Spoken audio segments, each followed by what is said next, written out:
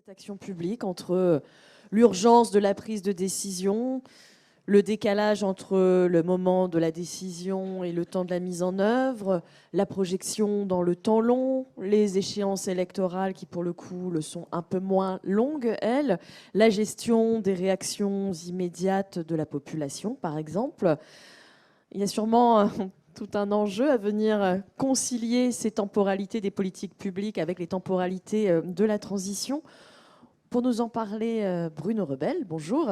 Bonjour. Et merci d'être là. Vous êtes directeur général de Transition, une agence de conseil qui accompagne alors notamment des collectivités, mais aussi des ONG, des entreprises dans leur stratégie de développement durable de transition. C'est avec ce regard que vous allez prendre la parole maintenant sur ces temporalités des politiques publiques et la façon dont les enjeux de transition viennent les remettre en question. Peut-être que vous pourrez esquisser quelques pistes de changement aussi. Je vous laisse la parole. Merci. Bonjour à toutes et à tous. Merci de l'invitation. Je ne suis pas sûr de vous dire merci pour le sujet parce que c'est quand même pas une tension simple à aborder entre temporalité des politiques publiques et transition écologique. Et la première réflexion qui m'est venue à l'esprit, c'est est-ce que j'aurai suffisamment de temps avec les 30 minutes que vous me donnez pour traiter un sujet aussi complexe. Première tension sur le temps qu'il nous faudrait versus le temps que nous n'avons pas toujours. La crise écologique et plus particulièrement la crise climatique nous impose d'agir vite. L'analyse de l'objectif rappelé par l'accord de Paris, COP21, 2015, c'était déjà il y a 6 ans, stipule que pour contenir le réchauffement global en dessous de 2 degrés à la fin du siècle, 2100, nous devons, en France et plus généralement dans les pays développés, atteindre la neutralité carbone en 2050. Alors 2050, 2100, tout ça c'est très loin, c'est 2-3 générations. Et en application de l'espérance de vie moyenne des mâles européens, catégorie à laquelle j'appartiens, je peux déclarer sans crainte que je ne serai plus là pour vérifier en 2050 si nous avons atteint ou pas ces objectifs. Et je crains que la plupart des dirigeants et dirigeantes signataires de l'accord de Paris ne seront pas plus là non plus. Et donc on peut se poser déjà, se demander si ces horizons lointains sont suffisamment concrets pour motiver notre engagement à agir. Alors, pour rendre cet impératif de long terme plus tangible, aux passagers très temporaires du vaisseau Terre que nous sommes, on a pris l'habitude de tracer des trajectoires. En matière d'effet de serre, la trajectoire signifie que nous devions réduire nos émissions de 5% par an si nous avions commencé à agir dès la clôture de la COP21.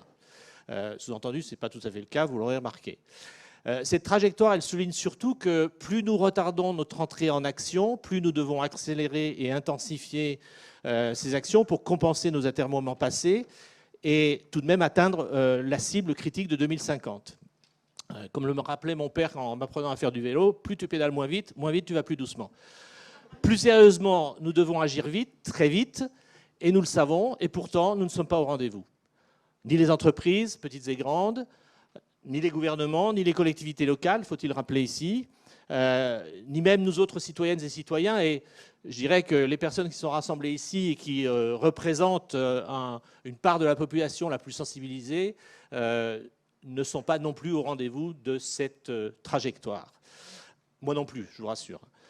C'est intéressant d'essayer de comprendre pourquoi on n'y arrive pas, pourquoi on est toujours en retard sur le tic-tac implacable de l'horloge climatique. Il y a une première explication qu'il convient d'analyser, et je précise que les quelques explications que je vais vous donner, ou que je vais essayer de vous donner, sont en rien des excuses. Mais en tout cas, il y a une première explication qui procède de la réalité biologique.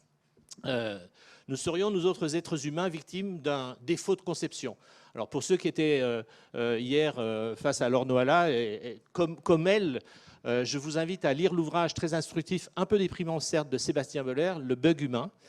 Ce polytechnicien, diplômé de pharmacologie, rédacteur en chef de la revue Cerveau et Psycho, est un fin connaisseur des neurosciences et de la psychologie. Et en fait, il nous explique pourquoi notre cerveau nous pousse à détruire notre environnement. Il nous rappelle que l'homme n'est qu'un animal qui a évolué en développant ses capacités d'apprentissage autour de 2 finalités fondamentales, survivre et perpétuer son espèce.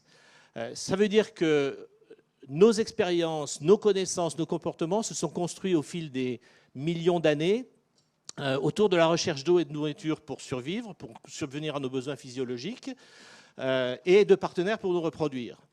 et que pour optimiser nos chances en matière de sécurité alimentaire et de capacité de reproduction, on a toujours été aussi conditionné par la recherche d'informations pour mieux comprendre notre environnement et savoir où aller chercher de la nourriture et des partenaires, et de pouvoir, parce que quand même, quand on a du pouvoir, c'est plus facile de mettre la main sur l'alimentation et sur les partenaires. Surtout, Sébastien Boller nous apprend que ces processus d'apprentissage sont pilotés par le striatum, une des portions les plus archaïques de notre cerveau, qui fonctionne en mode réflexe, générant par le relargage de dopamine une satisfaction immédiate. C'est-à-dire que j'apprends, je suis récompensé par du plaisir immédiat. Et donc notre cerveau, il faut le constater, n'a pas été configuré pour gérer le temps long. Plus préoccupant encore, ces neurones qui sont en charge de notre survie ne sont jamais rassasiés, réclament toujours plus de nourriture, de sexe, d'information et de pouvoir. Alors on pourrait en rester là en se disant, en vaquant tranquillement à nos activités climatocides et en blâmant ce défaut de conception qui nous handicape. Heureusement, l'évolution nous a aussi appris à réfléchir un peu, à croiser des éléments d'information plus complexes et théoriquement au moins à prendre du recul sur nos réflexes pavloviens. Alors, en tant qu'individu, on doit donc apprendre à contrer ce fonctionnement naturel et on doit aussi apprendre à transposer cette mécanique de raisonnement individuel dans nos fonctionnements collectifs. Il est fort probable que tout seul, on ait un petit peu de difficulté à gérer ces tensions, on a besoin d'alliés. Alors que notre environnement économique, et plus particulièrement le secteur marchand, s'appuie sur notre soif de satisfaction immédiate pour nous entraîner dans la spirale consumériste qui, en même temps qu'elle nous aliène, ronge la planète, nous pourrions attendre des institutions publiques, les collectivités territoriales, notre gouvernement, l'Union européenne, voire les organisations multilatérales, qu'elles nous aident à dépasser cette addiction dans laquelle nous sommes individuellement et collectivement englués. La mission de ces institutions est en effet d'organiser la gestion, ou devrait être d'organiser la gestion et la préservation de nos biens communs essentiels. Environnement sain, alimentation de qualité, santé pour tous, sécurité collective, l'élargissement des capacités de choix des individus et le renforcement des participations collectives, pour reprendre cette définition que j'aime beaucoup du développement que nous donne Edgar Morin. Donc on pourrait légitimement attendre de ces institutions porteuses des politiques publiques qu'elles nous accompagnent dans le dépassement de ces deux tensions qui freinent notre passage à l'action au service du temps long. Première tension, la dissonance cognitive. Je sais qu'il faut agir, je sais ce qu'il faut faire, mais je ne le fais pas. Deuxième tension qu'on pourrait appeler la discordance des temps. Je dois penser le long terme, mais mon cerveau reptilien m'invite plutôt à réfléchir bénéfice à court terme. Pour dépasser la dissonance cognitive, les citoyens et les acteurs des territoires auraient, semble-t-il, besoin d'un complément de preuve de l'intérêt de l'action. En gros, si je ne fais pas, c'est parce que je ne suis pas certain que ce qu'on me demande de faire aura un impact sur le moyen ou le long terme. La question est donc de savoir si les institutions publiques sont en mesure de nous expliquer que les actions qu'elles proposent aujourd'hui généreront effectivement demain les résultats que nécessite la transition écologique que nous attendons toutes et tous. Dans la pratique, on va voir que c'est assez difficile finalement. En premier lieu, les actions à conduire, elles sont souvent complexes. Et il est difficile a priori d'en maîtriser tous les tenants et les aboutissants. Prenons un exemple très concret, la rénovation énergétique des bâtiments. Ce n'est pas très compliqué de se dire, si je rénove 10 000 bâtiments, 10 000 logements, je vais atteindre tel niveau de réduction des émissions et donc je vais contribuer à tel pourcentage de l'amélioration du changement climatique. Mais même quand les budgets sont disponibles, ce qui est plus difficile, c'est de trouver les 10 000 logements, de trouver les entreprises pour faire les travaux de rénovation au niveau de performance qu'on attend, de convaincre les occupants d'utiliser le potentiel de ces appartements rénovés à l'optimum de leur performance.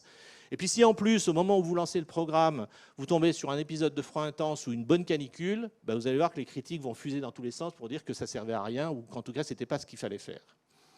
Vous avez d'ailleurs évoqué tout à l'heure, dans la table ronde précédente, l'intuition qui laissait penser qu'on pourrait gagner en efficacité énergétique en introduisant de la flexibilité ou de la modularité dans la gestion des équipements, des bureaux, des bâtiments publics. C'est probablement vrai. Mais vous admettrez que c'est aussi particulièrement compliqué de faire une évaluation prospective des gains économiques, sociaux, environnementaux de ce type de mécanisme qu'on commence à explorer. Alors ça ne veut pas dire qu'il ne faut pas le faire, bien au contraire. Mais en tout cas, ça veut dire qu'il va être difficile d'engager le collectif dans ce genre de projet dont les individus vont plutôt voir les inconvénients avant de voir les bénéfices potentiels. La deuxième difficulté que je vois, c'est que dans un monde de plus en plus incertain, il devient de plus en plus hasardeux d'annoncer des effets de telle ou telle mesure à moyen et long terme. Certaines politiques agricoles continuent à soutenir des productions sans considérer l'attention nécessaire aux perturbations que génèrent les changements climatiques sur ces productions. Elles continuent à faire des projections de rendement alors que ça ne correspond pas du tout à la réalité des années qui viennent. Pour exemple très concret, il y a des dizaines d'années, l'ONF a planté des millions d'épicéas et de pins Douglas sans imaginer que le changement climatique allait perturber le régime des pluies, générateur de sécheresse dans ces forêts. Du coup, ces forêts sont attaquées par les scolytes et une grosse partie de cette production est juste inexploitable. Troisième difficulté, et pas des moindres en matière de transition écologique, c'est qu'on comprend de mieux en mieux que les mesures les plus performantes qu'on mettrait en œuvre aujourd'hui n'auront des effets que différés dans le temps. Et c'est particulièrement vrai en matière de lutte contre le changement climatique, du fait simplement, c'est de la biochimie, enfin c'est de la géochimie plutôt, de l'extrême persistance du CO2 dans l'atmosphère, ainsi que même si on avait mis en œuvre toutes les décisions politiques de Paris, Marrakech, Berlin, Lima, Glasgow, toutes les COP qui se sont suivies, eh bien, l'inflexion de la concentration de CO2 dans l'atmosphère ne serait sensible que vers la fin du siècle. Et au quotidien, on serait encore confronté à la dégradation du climat pendant plusieurs décennies, avant même que cette tendance à la dégradation ne se stabilise. Je ne dis pas l'inverse, se stabilise. Donc, sachant que les effets de ces mesures nécessaires seront tangibles qu'à long terme, il faut les mettre en priorité, ces mesures-là. Et ça, c'est assez contre-intuitif, admettons-le. Puisqu'elles prennent du temps, il faut commencer sans tarder à repenser l'aménagement des villes pour réduire les besoins de déplacement, réorganiser la politique énergétique, réorganiser la politique agricole et alimentaire. Et c'est vrai qu'il faut admettre qu'il est assez compliqué d'inviter les acteurs et les citoyens des territoires à s'engager pour des effets dont ils ne bénéficieront pas de leur vivant. C'est d'autant plus compliqué que le rappel à l'urgence d'agir n'est pas aussi efficace qu'on pourrait l'imaginer. En particulier, il est très difficile de doser le message. Je vous invite à relire Jean-Pierre Dupuy, Le catastrophisme éclairé, qui nous dit que l'humanité ne bouge que lorsqu'elle est vraiment au pied du mur. Et encore. Et puis d'autres nous disent que l'annonce de la catastrophe imminente ne conduit qu'à la sidération, à la paralysie individuelle et collective, ou pire, à la fuite en avant. Puisque c'est foutu, je continue à me gaver. Patrick Vivray avait d'ailleurs publié un texte assez perturbant, intitulé « Sortir du mur », dans lequel il soulignait qu'il était vain de continuer à dire aux gens qu'on allait dans le mur. Il valait mieux leur dire qu'on y était déjà, et que le choc avait eu lieu et qu'on était dans le chaos et qu'il fallait essayer de trouver la lumière pour sortir de ce chaos.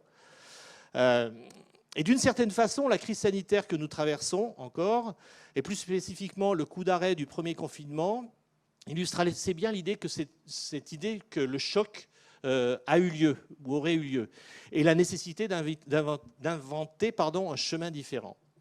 On a d'ailleurs vu fleurir à ce moment-là de très nombreuses initiatives sur ce que serait le monde d'après. Il y en avait de partout, jusqu'à notre président de la République qui, je vous le rappelle, nous a invités à nous réinventer. Et puis rien. Le monde d'après est revenu le monde d'avant. Probablement parce que nous ne sommes pas arrivés collectivement à définir ce futur désirable qui pourrait nous engager dans les changements radicaux, la rupture, la redirection. Et là aussi, force est de constater que les institutions porteuses de politique publique n'ont pas su faire ce travail de design d'un futur souhaitable.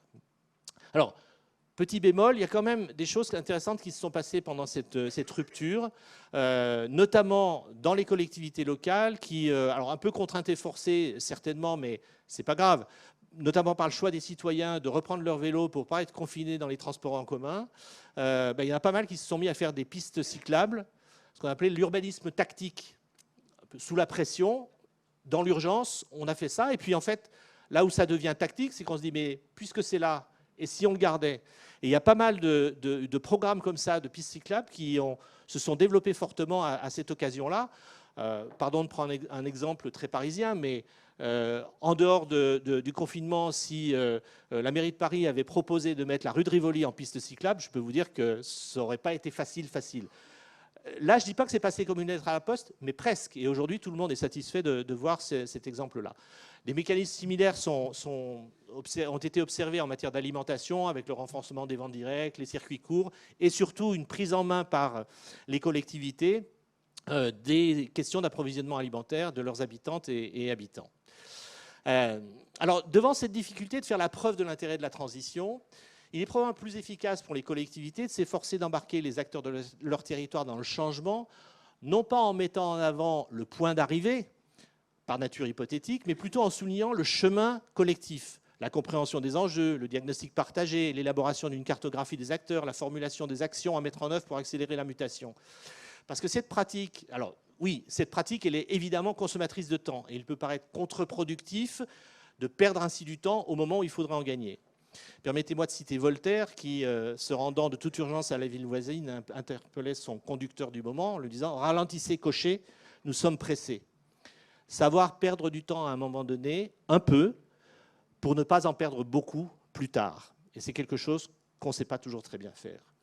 En d'autres termes, il semble préférable de prendre le temps de cet embarquement collectif, dont nous pouvons prétendre qu'il conduira à des transformations plus structurelles et dont nous pourrions même penser qu'il générera un effet boule de neige dans la mobilisation et dans l'action. Parce que cette approche, dès l'instant où on la conduit de manière rigoureuse, qui passe nécessairement par un éclairage de la complexité des enjeux, par la construction des théories du changement, qui aide à comprendre les séquences des mesures et des conséquences de ces mesures, par l'analyse fine des jeux d'acteurs qui, bien gérés, permettront de faire émerger des changements systémiques dont nous avons besoin. Plus largement, ces réflexions, elles interrogent le rythme de l'élaboration et de la mise en œuvre des décisions publiques. Il faut aller vite car il y a urgence. Il faut prendre le temps de construire des propositions robustes, argumentées, partagées et donc plus facilement acceptées. Tension là aussi. Et on doit reconnaître que l'action publique est lente, souvent trop lente. Il faut plusieurs années pour réviser un plan de déplacement urbain dont les effets seront mesurables 10 ou 15 ans après sa mise en œuvre, alors qu'on sait très bien que la modification des systèmes de mobilité est essentielle pour accélérer la transition énergétique. Il faut en France 8 ans pour faire sortir un parc éolien terrestre. En Allemagne, il faut 2 ans. Il faut en France 2 ans pour animer un débat sur la transition énergétique, 2 années supplémentaires pour transformer les recommandations du débat en texte de loi, et puis quelques mois pour détricoter certains éléments très structurants de ce texte de loi. Et là, on doit vraiment apprendre à aller plus vite sur l'élaboration de ces textes, de ces mesures, et la traduction de ces textes réglementaires en actions concrètes. Mais aussi, et je dirais presque surtout, on a besoin de continuité dans la construction et la mise en œuvre de ces politiques publiques. Rien n'est plus dévastateur que ces coups d'arrêt, ces allers-retours concernant certains dispositifs.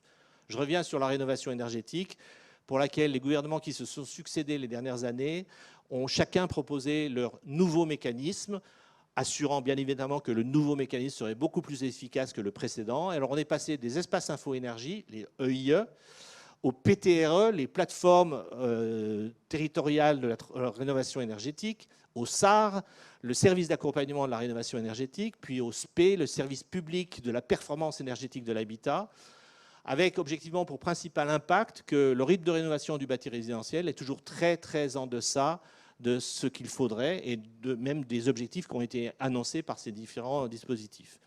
Et je fais l'hypothèse qu'un certain nombre d'agents de collectivités qui sont dans cette salle passent beaucoup de leur temps à s'adapter aux dispositifs nouveaux, géniaux qu'on leur propose, alors même que ce temps, ils ne peuvent pas le passer dans l'action concrète au service de la transition. Et puis bien évidemment, les cycles électoraux, et vous l'avez mentionné, viennent aussi perturber la continuité de l'action. En tant que prestataire de nombreuses collectivités locales sur de nombreux marchés publics, on a appris à anticiper ces coups de yo-yo. Il ne se passe plus grand-chose 3 à 6 mois avant une élection. Il ne se passe pas grand-chose non plus 3 à 6 mois après. Ça fait déjà 1 an quand on cumule les deux. Puis alors, quand il y a une alternance, alors là, c'est plus 6 mois après, c'est plutôt 12 à 18 mois après. Et puis surtout, quand on essaie de combiner les cycles des différentes collectivités, il devient particulièrement difficile de resynchroniser les actions, alors même qu'on sait très bien que c'est l'articulation des échelles d'action qui est essentielle pour optimiser, pour plus d'efficacité dans la transition. Et puis, pardon pour les élus qui sont dans la salle, ces élus sont logiquement tentés de travailler à leur réélection. C'est légitime. Et on peut être tenté de considérer les enjeux de temps long plus compliqués à gérer parce qu'en règle générale, ils demandent des décisions assez peu populaires dans le court terme. Et donc, on ne va pas forcément se couper des soutiens dont on a besoin. Rappelons-nous par exemple le fiasco de l'instauration de la redevance poids lourd. Mesure adoptée à l'unanimité à l'Assemblée nationale après le Grenelle de l'environnement en 2008. Les investissements ont été faits.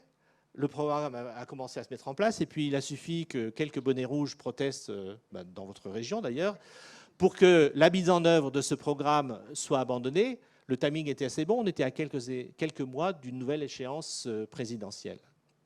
Et puis, de bonnets rouges en gilets jaunes, je ne suis pas sûr qu'on ait appris beaucoup de choses.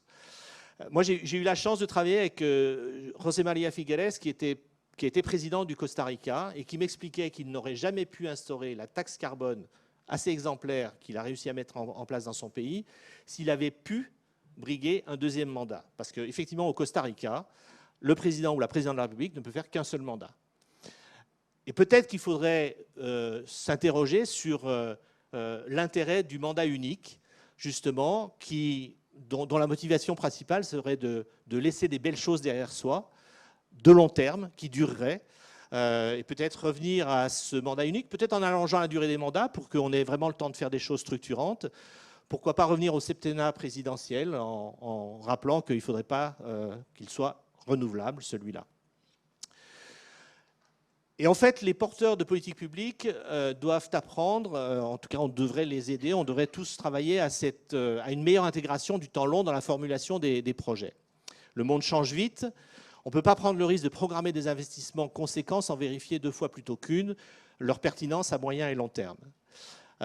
L'histoire de Notre-Dame-des-Landes, à ce titre, pourrait servir d'enseignement. Si ce projet avait quelque intérêt au moment où il a été pensé il y a plusieurs décennies, il aurait fallu, avant même d'en réactiver la validation, en re-questionner la pertinence sur le fond, au constat qu'entre la conception initiale et le moment où on cherchait à le réactiver, il y avait quand même beaucoup d'éléments de contexte qui avaient fortement évolué. D'autant qu'avec l'évidence du changement climatique, on doit questionner systématiquement la cohérence des options qui sont proposées au regard des perturbations qui s'annoncent. Il n'est probablement pas très logique de continuer à financer l'installation d'équipements de production de neige de culture. On ne dit plus neige artificielle, on dit neige de culture. Alors même que l'enneigement naturel des stations de montagne diminue, que les températures permettent de moins cultiver cette neige et que la ressource en eau se dégrade fortement. De la même façon, il serait bon d'analyser avec attention la baisse significative de la disponibilité du parc électronucléaire français qui est perturbé par les modifications de débit des cours d'eau qui sont censés refroidir ces réacteurs du fait du changement climatique au moment même où on nous dit que le nucléaire c'est la bonne solution pour le changement climatique. Dès lors, la question qu'on se pose, c'est comment on peut amener les décideurs publics à renoncer aux futurs obsolètes, comme nous y invite Diego Landivar, enseignant-chercheur à Clermont-Ferrand, promoteur des redirections écologiques, pour entrer plus sereinement dans l'anthropocène, cette nouvelle ère dans laquelle l'activité humaine devient la première force géologique et impose une nouvelle trajectoire climatique et écologique, dont on sait qu'elle est marquée d'irréversibilité, de discontinuité, d'effets cumulatifs qui bouleversent complètement le paradigme, les paradigmes à base de l'action privée et des politiques publiques. Revenons quelques instants sur la deuxième tension que j'évoquais, tension entre fin du monde et fin du mois. Et pour dépasser cette question de la discordance des temps, il pourrait être intéressant de s'appuyer sur un argument que tout le monde comprend aisément. Je vais parler d'argent. En théorie économique, il y a des agents qui vont valoriser les gains à court terme et d'autres les gains à long terme. Je préfère ne pas recevoir X euros aujourd'hui en faisant le pari que je pourrais en recevoir X fois 1,5 dans 10 ou 15 ans. Alors bien sûr, cette projection, elle nécessite de parier sur ce que vaudra X dans 10 ans aussi, sachant que pertinemment que cette valeur, elle va être affectée par des événements extérieurs. Un des gros problèmes, me semble-t-il, des politiques publiques actuelles, c'est qu'elles privilégient le gain de court terme parce qu'elles ne font pas nécessairement toujours le calcul du temps long et l'analyse des effets économiques de moyen et de long terme des mesures qu'elles devraient prendre. Depuis à peu près 2014, on anime le réseau des territoires à énergie positive de la région Auvergne-Rhône-Alpes. Donc, territoires à énergie positive, des territoires qui disent en 2050, on consommera moins d'énergie que ce qu'on sera capable de produire sur notre territoire à partir de ressources locales et renouvelables. Et en fait, assez vite, on s'est intéressé avec nos collègues d'Auxilia à mettre en exergue la facture énergétique du territoire. Toute énergie confondue, tout usage confondu, tout acteur confondu. Et on arrive à des sommes assez colossales. J'ai en tête le territoire de Grand Annecy, Grand Chambéry, le parc naturel des Bauges, 380 000 habitants. 880 millions d'euros de factures énergétiques annuelles. Alors déjà, quand vous dites ça, les élus commencent à avoir les yeux qui s'écarquillent. Et puis surtout, quand on leur dit 30% d'économie d'énergie, c'est possible, ben, vous faites le calcul, ça veut dire 260 millions d'euros qu'on peut garder sur le territoire. Et quand on dit que 50% de couverture des besoins énergétiques à l'horizon 2030 par des ressources renouvelables, c'est aussi possible, et bien là, c'est de l'ordre de 500 millions d'euros qu'on regarde sur le territoire. Et ce genre de calcul, on peut les faire à 2020, 2030, 2050. Et c'est effectivement une visualisation qui est particulièrement intéressante et qu'il conviendrait, me semble-t-il, de faire plus régulièrement. À ce moment-là, la transition n'est plus un coût, ça devient un investissement. De la même façon, penser le coût global des bâtiments en se disant que le surcoût de la construction sera assez largement amorti dans le temps long de l'usage du bâtiment, et puis aller jusqu'à comptabiliser les coûts évités. Le vélo nous fait faire des économies en matière de dépenses de santé. C'est maintenant assez bien documenté, mais ça n'est pas encore complètement, loin s'en faut, intégré dans la programmation des politiques publiques. De la même façon, on pourrait parler de l'agriculture biologique, ainsi de suite. Mais tout cela n'est compréhensible qu'à partir du moment où notre clé de lecture prend en compte l'espace-temps. Or, force est de constater que dans les politiques publiques, on a beaucoup travaillé sur l'espace géographique et pas suffisamment sur l'espace-temps. Et il faut qu'on apprenne aujourd'hui à concilier espace-temps et espace géographique dans la construction des décisions publiques. Ces différents éléments montrent à quel point la prise en compte du temps est primordiale dans le processus d'élaboration de ces politiques publiques et de transition écologique et sociale. Elle prend aussi un tour politique préoccupant. Je m'explique. Face à l'imminence des catastrophes, certains se demandent si nous avons encore le luxe de prendre le temps d'accompagner passionnément les citoyens, les acteurs publics, privés, à accepter et à intégrer progressivement les adaptations nécessaires. Et constatons l'ampleur des changements à opérer et la complexité des méthodes à mettre en œuvre pour accélérer ces changements de mentalité et de pratique. Un certain nombre de ces acteurs sont tentés de passer par l'autorité en imposant telle ou telle restriction, avec évidemment le risque que les plus puissants seront exemptés de ces restrictions. Il y a un vrai risque totalitaire dans la planification écologique sur laquelle je pense qu'il faut qu'on soit particulièrement prudent. Nous, on pense à l'inverse, qu'effectivement, le changement n'est possible que s'il est accepté, et donc s'il est directement perçu par les individus comme bénéfique, nécessaire, voire inévitable. Et nous continuons à appeler les acteurs publics à renforcer leurs efforts d'accompagnement, à mettre en œuvre des innovations qui permettent de répondre aux besoins réels, visibles des habitants, besoins d'aujourd'hui, mais aussi besoins de demain, ce qui n'est pas simple, je le reconnais. Et une fois encore, d'accepter que les temps de préparation de ces stratégies territoriales sont des vrais investissements coûteux en temps, mais indispensables pour mener des démarches qui s'inscriront dans le long terme. Rien de miraculeux à ça, mais vraiment des logiques qui permettent d'anticiper un certain nombre de difficultés qu'on pourrait rencontrer pour plus tard. Et je conclurai pour souligner le fait qu'il est aussi intéressant dans cette approche de parler du récit. Conduire la transition énergétique, ce n'est pas simplement mettre bout à bout un certain nombre de programmes et un certain nombre de processus, c'est aussi raconter. Et ce processus, il a ses rythmes et il a ses temps. Et c'est aussi peut-être comme ça qu'on arrive à embarquer les gens. Il y a le temps court des preuves que quelque chose avance. J'ai travaillé sur l'éclairage public, j'ai gagné 11% de consommation énergétique. Super, ça se voit tout de suite. Le temps moyen de l'organisation qui rend les progrès irréversibles. J'ai installé un certain nombre de lignes de transport en commun. Le temps long pour mesurer des résultats et des basculements de fond, l'évolution des émissions de gaz à effet de serre d'un territoire.